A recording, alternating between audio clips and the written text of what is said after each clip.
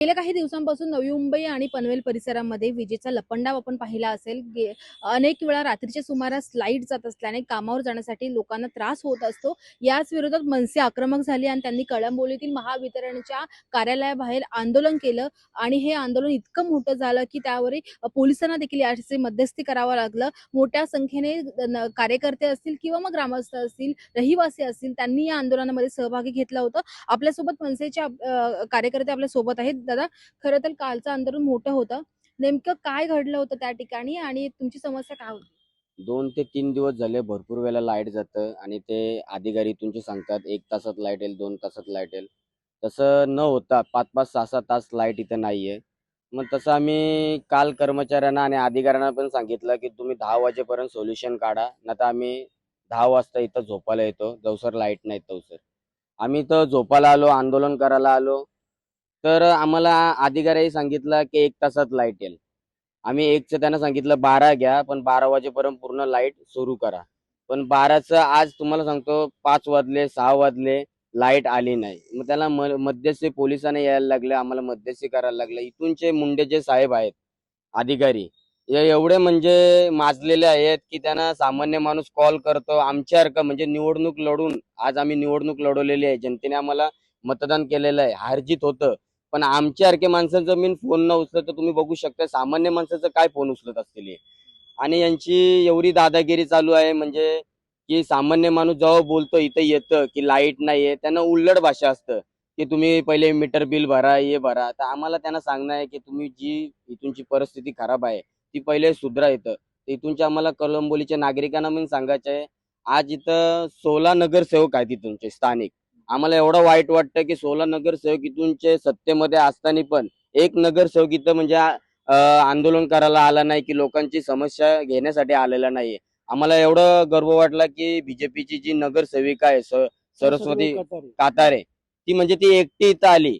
म्हणजे एवढे 16 नगरसेवक असून तुम्हाला जनतेने निवडून दिलेले आहेत आणि अशीच परिस्थिती खराब असेल तर येणाऱ्या दिवसात काय होणार आहे? आता आम्ही सर्व्हे केलेला आहे की त्यांचा रिझन आहे लोड शेडिंगचा.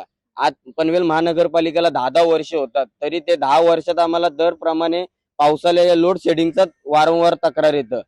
आणि हे अधिकारी आहेत ना, बिल्डर असू द्या, ते झोपडपट्ट्या असू द्या, म्हणजे ज्या झोपडपट्ट्यामध्ये ड्रग्ज गांजा विकले जातात, त्यांना डायरेक्ट 1 रुपयाच्या स्टॅम्प पेपरवर आहेत ना, डायरेक्ट त्यांना मीटर दिलेले आहेत आणि आम्ही त्यांना पुरावे पण दिलेले आहेत इथूनचे. 700 मीटर कुठे दिलेले आहेत तुम्ही आणि कुठं चोरीच्या लाईटी चाललेल्या आहेत. आणि सामान्य माणूस प्रामाणिकमध्ये बिल भरलेला असेल आणि कुठं गावाला फिरायला गेलेला असेल, 300 रुपये तरी थकबाकी असली ना, तरी त्यांचे मीटर काढून नेतात इथूनचे. तरी आम्हाला इथूनचे जनतेला पण सांगायचे आम्हाला की येणारे 2 ते 3 वर्षात एवढी इथूनची कळंबोलीची जी परिस्थिती खराब होणार आहेत, मोठे मोठे टावर झालेले आहेत, इथूनची काहीच सुविधा नाही आहेत. आणि येणाऱ्या दिवसात याही जे आम्हाला कर्मचारी आम्हाला सांगितलेलं आहे की आता कंटिन्यू लाईट चालू होणार आहे. आता पावसाला तुम्हाला पण माहिती आहे, पावसाला आल्यावर लाईट यांची 100% जातं.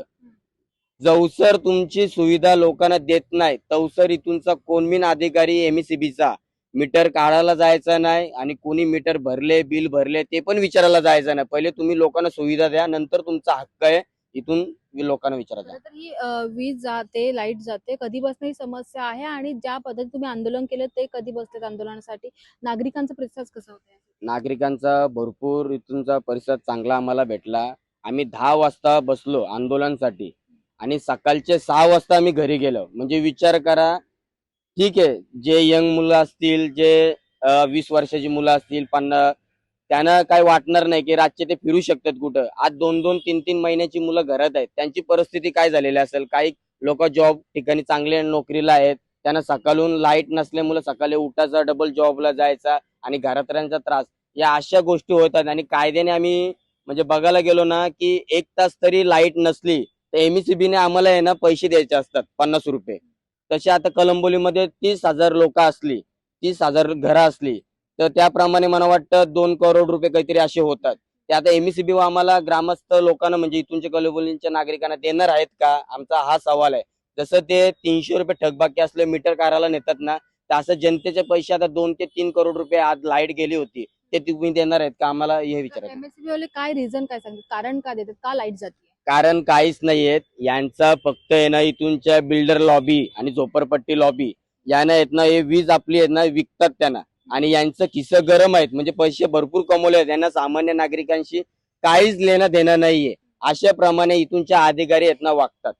पुढची भूमिका काय असणार आहे मनसेची? पुढची भूमिका आमची एवढीच असणार आहे की आता पावसाला पण येत आहे, तुम्ही प्रामाणिक मध्ये आम्हाला माहिती आहे पावसाळी कर्मचाऱ्यांना इथं हँडग्लोव्स नाहीत, काहीच नाहीत, सेफ्टी कोणतीच गोष्ट नाहीत. आम्ही मी त्यांच्यावर जास्ती काही प्रेशर देऊ शकत नाहीत, कारण की इथूनचे जे कर्मचारी आहेत ते पण स्थानिकच आहेत आणि त्या इथूनच्या अधिकाऱ्यांची पहिलेच परंपरा आहे. आम्ही जेव्हा त्यांना विचारणा करतो की इथूनच्या अधिकाऱ्यांका हँडग्लोव्स नाही, काहीच नाहीत, ते डायरेक्ट बोलतात जाऊ त्यांना बोलतात एक जण मेला तर आम्ही गव्हर्नमेंट म्हणून 5 लाख रुपये त्यांना मदत करू. मग आम्हाला इथूनच्या लोकांना सांगायचे आणि इथूनच्या अधिकाऱ्यांना मी सांगायचे की तुम्ही येणारे 2 महिन्याच्या आत तुम्ही सोल्युशन काढला नाही तर कोणाचे मीटर काढायला जायचे नाही, कोणाची लाईट कटिंग करायला जायचे नाही. तुम्ही लाईट आणि मीटर कटिंग करायला गेले तर गाठ मनसेचे आहे. सन्मान्य राज साहेबांनी तसं मी आम्हाला सांगितलंय, सत्ता असो ना तो नसो आमच्या पार्टीची सन्मान्य राज साहेब, आम्ही जो मीटर कटिंग करायला जाणार कलंबोलीमध्ये त्याला आम्ही नक्की चोप देणार. नक्कीच जर आपण पाहिलं असेल तर पनवेलमधील उल्वे नंतर कामोठे आणि आता कळंबोलीमध्ये देखील लाईट जाण्याचा समस्या ही वाढत चाललेली आहे. त्याविरोधात मनसे आणि सामान्य नागरिकांनी आक्रमक होत निश्चित आंदोलन केलेलं आहे. पुढे जर अशी समस्या चालू राहिली तर आणखी तीव्र आंदोलन करण्याचा इशारा आता मनसेने दिलेला आहे. व्हिडिओ जर्नलिस्ट सूरजसह मी आकांक्षी देशमुख, लोकशाही मराठी, नवी मुंबई. कायदा सांगत नाही लाईट बंद करा म्हणून. कोणत्याचा कायदा भरला का नाही?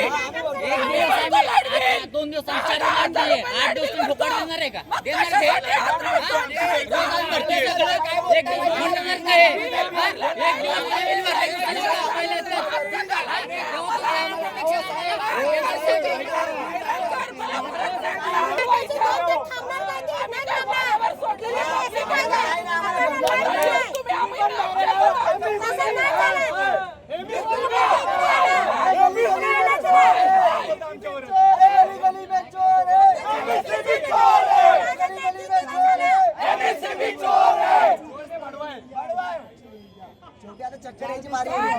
आम्ही रोज इथे येतो.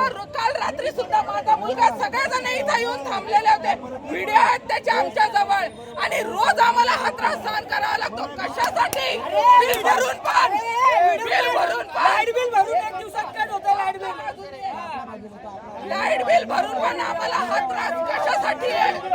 का आम्ही सहन करायचं? आमची लहान मुलं आहेत, म्हातारी माणसं आहेत, कुठं जाणार आहे? रोज रात्री 4 वाजता घरी गेलो इथून 4 वाजता. आरटीबी ऑफिसचे जे लीगल अधिकारी आहेत ज्यांच्या ताब्यामध्ये हे युनिट आहे त्यांनी इथे यावं आणि जनतेच्या आणि कोण मुंडे आहे ना तो घरी जाऊन झोपतो. काल रात्रीपासून त्याला सगळे फोन लावतात, तो फोन उचलत नाही. त्याला इथं बोलवा, त्याच्या घरची लाईट पहिली कट करा म्हणजे त्याला समजान लाईट गेल्यावरती काय होतं ते.